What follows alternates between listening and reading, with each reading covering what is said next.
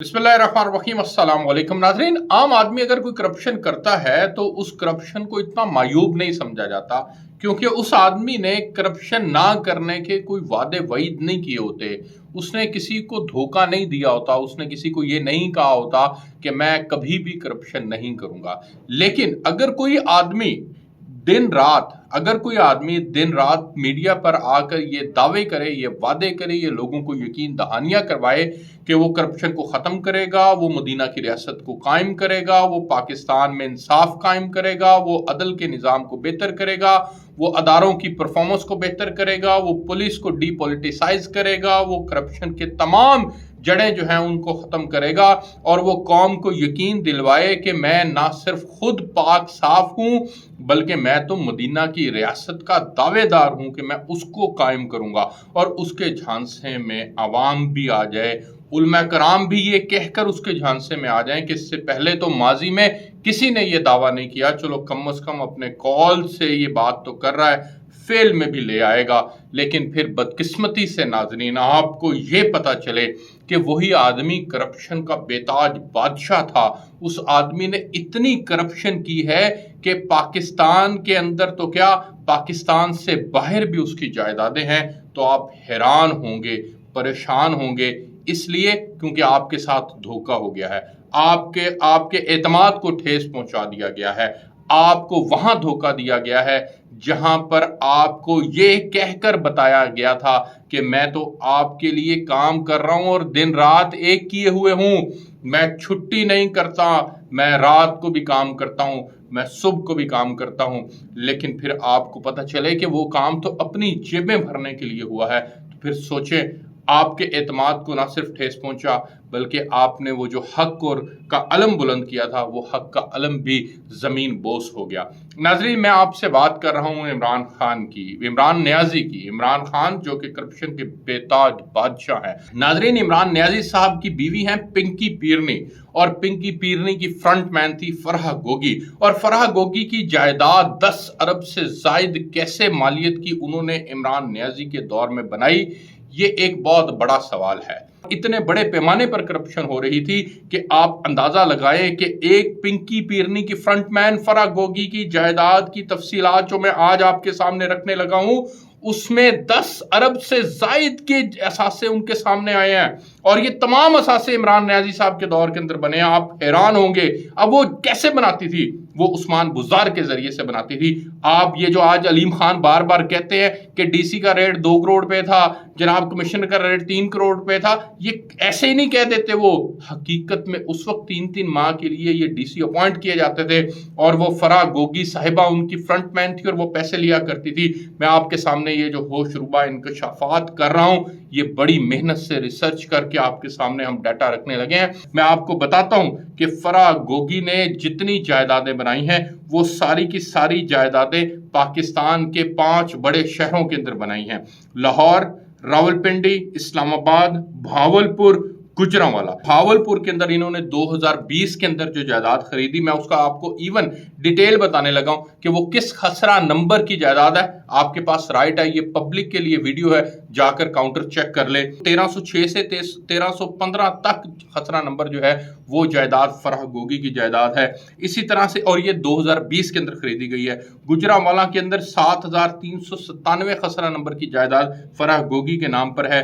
रावलपिंडी के अंदर 2816 चक्री के अंदर जो खसरा है उसकी जायदाद फराह गोगी के नाम पर है। 2857 चक्री के अंदर जो खसरा है उसकी जायदाद फराह गोगी के नाम पर है।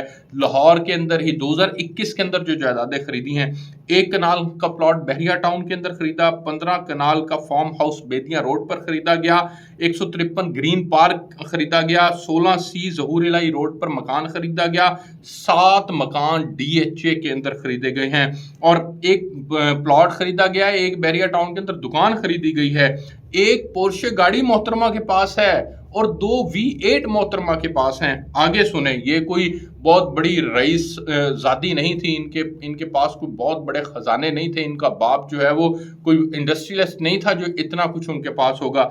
F7 इस्लामाबाद के अंदर इनके पास मकान है, 16D ईस्ट कमर्शियल प्लाजा है इनके पास, सेकंड फ्लोर फजल हक रोड इस्लामाबाद के अंदर, ब्लू एरिया की भी मैं बात कर रहा हूँ आपसे। स्वीट है, स्वीट नंबर 8 इनके पास है, ये बलोचिस्तान प्लाजा इस्लामाबाद के अंदर है। अब मैं आपको दुबई की जायदाद बताता हूँ, और अभी ये मैं एक दुबई की बता रहा हूँ। फ्लैट है इनके पास HSS FLOG08 हनोवर स्क्वायर के अंदर इनके पास फ्लैट है, और ये दुबई का महंगा तरीन इलाका है। इमरान न्याजी साहब अपने दौर के अंदर अपनी जगह के ऊपर, अपने घर के अंदर अपनी बीवी की जो फ्रंट मैन थी उसको ना रोक पाए।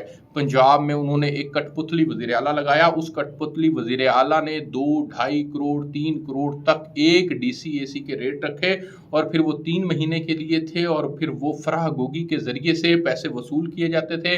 पिंकी पीरनी की वो फ्रंट मैन थी, पिंकी पीरनी उसको अपनी बच्ची कहती थी, और फिर उसी 2-2.5 करोड़ रुपया जो एक DC से लिए जाते थे, मैरिट का कत्लेआम हो चुका था, लोग नाजायज लोग जो हैं वो भर्ती हो रहे थे, और रिश्वत दे देकर आप जो मर्जी काम करवा लें। यानी एक तरफ आप नौजवान नस्ल की जहन साजी कर रहे हैं कि हम आपको एक ऐसा नया पाकिस्तान देंगे जिसके अंदर तमाम बुराइयों का खात्मा हो जाएगा, और दूसरी तरफ आपकी अपने घर के अंदर एक औरत अपने फ्रंट मैन के जरिए से करप्शन करे, और पंजाब जैसा बड़ा सूबा जो है वो उनको दे दिया जाए, और फिर वो पंजाब जैसे बड़े सूबे को निचोड़ना शुरू करें। निचोड़ते निचोड़ते निचोड़ते आपकी इकॉनमी तबाह हो जाए, पाकिस्तान के अंदर तमाम वसाइल जो हैं वो ज़ाया हो जाए, पाकिस्तान का वक्त ज़ाया हो जाए, नौजवान नस्ल का वक्त ज़ाया हो जाए, तमाम ब्यूरोक्रेसी पीटती चलाती रहे कि खुदारा ये काम बंद कर दो, लेकिन कोई आदमी जो है वो उनको रोकने टोकने वाला ना हो, तो फिर ये जायदादें नहीं बनेंगी, तो फिर और क्या होगा। ये 10 अरब की जायदाद सिर्फ इमरान न्याजी के दौर में बनी है, फिर मलिक रियाज साहब से आपका राब्ता हो गया, आपकी जायदाद 20, 25 और 30 अरब तक चली गई। ये फराह गोगी लाहौर में, गुजरांवाला के अंदर, रावलपिंडी के अंदर, इस्लामाबाद के अंदर, भावलपुर के अंदर जो है वो जायदादें खरीदती है। ये कौन है इसका जिम्मेदार? कभी आप अपने आप से सवाल करेंगे, अपने अंदर झांक कर देखेंगे, अपने से पूछेंगे कि ये इसका जिम्मेदार कौन है? फराह गोगी कैसे अरबपति बन गई? जायदाद बनाना बुरी बात नहीं है, आप जितनी मर्जी जायदाद बनाएं, हक और हलाल से बनाएं, हराम की कमाई से जायदाद ना बनाएं खुदारा। और फिर पाकिस्तान की इकोनॉमी के ऊपर जिसका इम्पैक्ट आए, ज़रा सोचिए। ये आपके सोचने की बात है कि क्यों करके एक तरफ तो आपने सोशल मीडिया को बतौर हथियार इस्तेमाल किया, और हमें ये कहा गया, नौजवान नस्ल की ये जहन साजी की गई कि हम करप्शन नहीं करेंगे, हम 2 नंबरी नहीं करेंगे, हम पाकिस्तान में इनकलाब बर्पा करेंगे। पाकिस्तान के अंदर तो ये 2 खानदान हैं जिन्होंने इक़्तिदार बांटा हुआ है, कभी वो लेते हैं कभी वो लेते हैं, हम तो नया पाकिस्तान बनाएंगे। लेकिन आपके अपने घर के अंदर चिराग तले अंधेरा। ओ खुदारा, ये क्या हो गया? ये नौजवान नस्ल को क्या हो गया जो ये सोच ही नहीं सक रही, जो अपने आप का अपने पिछले 5 साल का मुशाहिदा नहीं कर पा रही कि ये कैसे इस खातून ने इतनी जायदादें बना दी, ये खातून कैसे अरबपति हो गई? कोई सोच सकता है? आप बताएं मुझे, आप दिन रात मेहनत करें, आप सोच सकते हैं कि आप एक साल के अंदर 1 अरब 2 अरब 5 अरब 10 अरब 30 अरब कमा लेंगे? कभी आपने सोचा है? अगर आपके पास कोई अलादीन का चिराग है तो यकीनन आप कमा लेंगे, लेकिन अगर आपके पास नाजरीन उस्मान बुज़दार जैसा कठपुतली वजीर आला है, आपके पास वो वीक एडमिनिस्ट्रेशन है, तो यकीनन फिर फराह गोगी ज़रूर 30 अरब कमाएगी, और वो 30 अरब जो कमाया है वो आपकी और मेरी जेब से निकला है। ये बात जहन में रखें। और अगर फराह गोगी आज दुबई में बैठी है, वो मफरूर है, चोर को पता होता है उसने चोरी की है, उनको पहले से पता था कि उन्होंने चोरी किया, वो टाइम से पाकिस्तान से निकल गए।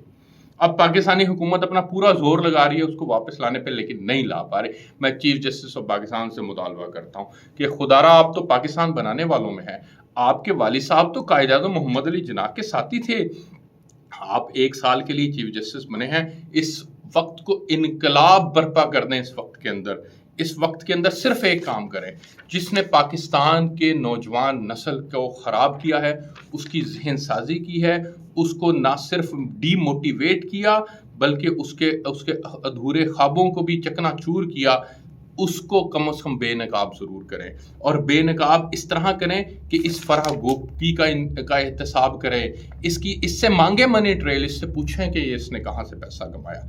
अगर ये बता दे कि इसने पैसा कहाँ से कमाया है, तो नाज़रीन मैं आज ये अनाउंस करता हूँ कि मेरा सर होगा और आपके जूते होंगे, जितने मर्जी मार दीजिएगा।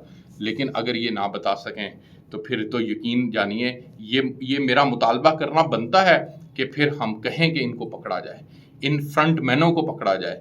عمران نیازی صاحب ہمارے سابق وزیر اعظم ہیں، اگر ان کے گھر کے اندر چراغ تلے اندھیرا تھا، ان کے گھر کے اندر کرپشن ہو رہی تھی، تو پھر وہ بھی کرپشن کے پورے ذمہ دار ہیں۔ پنکی پیرنی کی فرنٹ مین کو ہر صورت کے اندر بے نقاب ہونا چاہیے، اور یہ جائیدادیں ان کا جو ہے وہ حساب ہونا چاہیے کہ یہ آپ نے کیسے بنائی۔ آپ تو مدینہ کی ریاست کے دعوے دار تھے، مدینہ کی ریاست میں یہ کچھ نہیں ہوتا، وہاں پر تو اللہ کے نبی نے فرمایا تھا کہ اگر میری بیٹی فاطمہ بھی چوری کرے گی تو میں اس کے بھی ہاتھ کاٹ دوں گا۔